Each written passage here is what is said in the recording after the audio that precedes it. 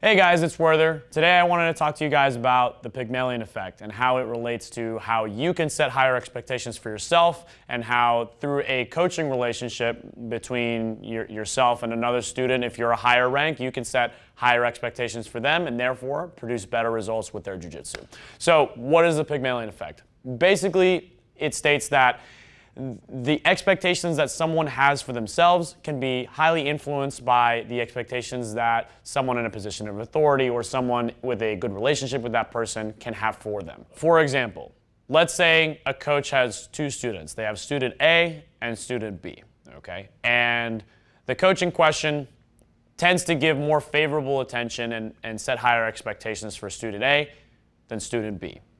Given anything else being equal, it is far more likely that student A will have a more successful jiu-jitsu journey in which they set higher expectations for themselves and therefore take the steps to meet those expectations than student B, right? Student B has negative reinforcement, so they may set lower expectations for yourself. They may think like, I'm just going to train jiu-jitsu, but I don't think making it to black belt will be for me. I don't think that's something I'll be able to accomplish, right? Whereas if you give the opposite sort of perspective to student A and you tell them, look, like you're going to be a black belt. It's a matter of time, right? You just got to keep putting the work in. You got to keep listening to what I say and improving yourself and working hard, right?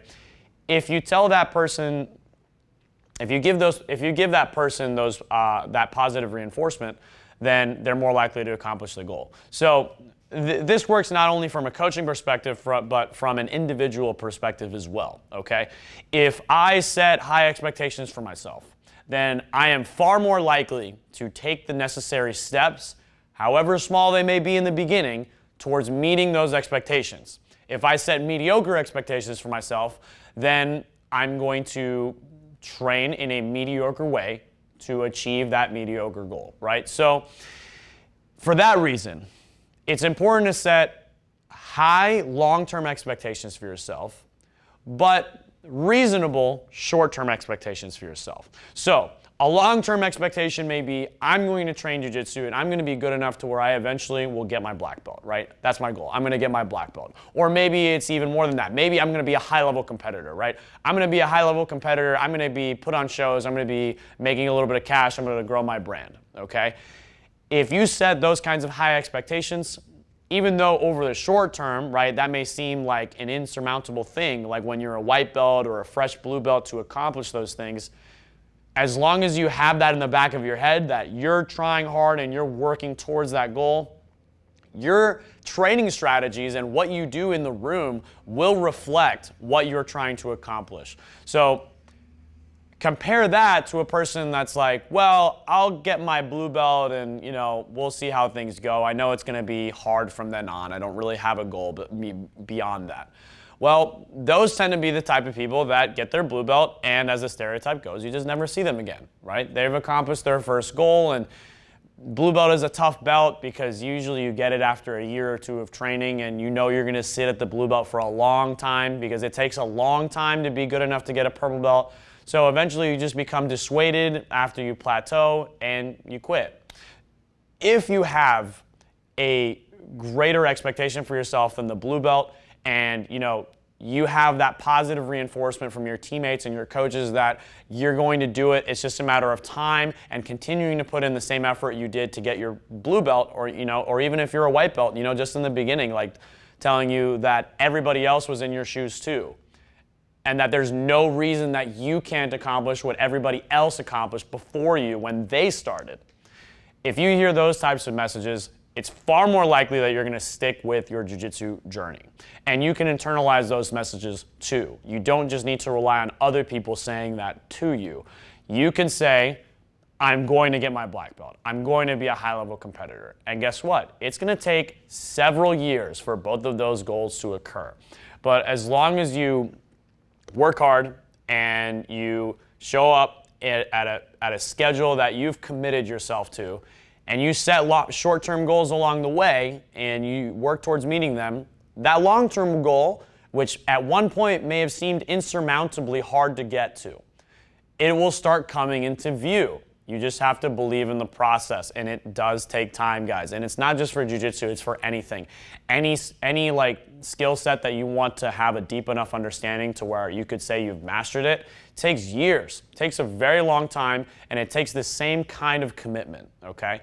And I want all of you guys to eventually get your black belts and become ambassadors for jiu-jitsu and to tell the white belt coming into your school or wherever you train 10 years from now, hey man, I was in your shoes. I was that white belt that thought, man, I don't know if this is for me. This is gonna be really hard. This is gonna be really hard. Like, look how much better everyone is than me. You can tell that person, I was in your shoes too, and look where I am now. I'm a black belt, or I'm a high-level competitor, right? So, as a coach, if you are a coach watching this, right, do your best to set consistent, high expectations for all of your students, not just the ones that you may have a feeling that are going to do better than others. Even the students that you may think, I think this person is probably not going to stick around just based on my impression of them. Do your best while you're in the class to set a high expectation for them and to give them attention when it comes to correcting their technique or giving them tips in order to improve, whether it be during a roll or during their, or telling them a better training strategy that might help them improve faster, because ultimately, people will surprise you. Some people that start off super strong and within 6 months, they're kicking a lot of people's butts in the room, sometimes they end up quitting, they just burn out.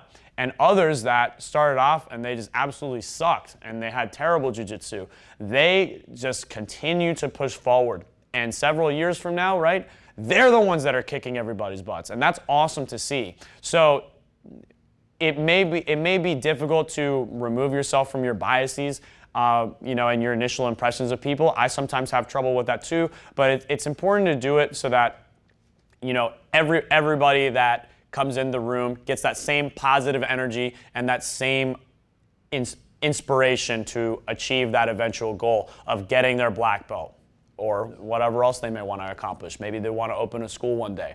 To me, when I was a white belt, that seemed like an insurmountable goal, and yet now here I am. If you guys like the video, leave a thumbs up, subscribe. If you have a comment you'd like to leave, if you have a question, please do so. I'll try to get to you guys, and I'll see you guys for the next video.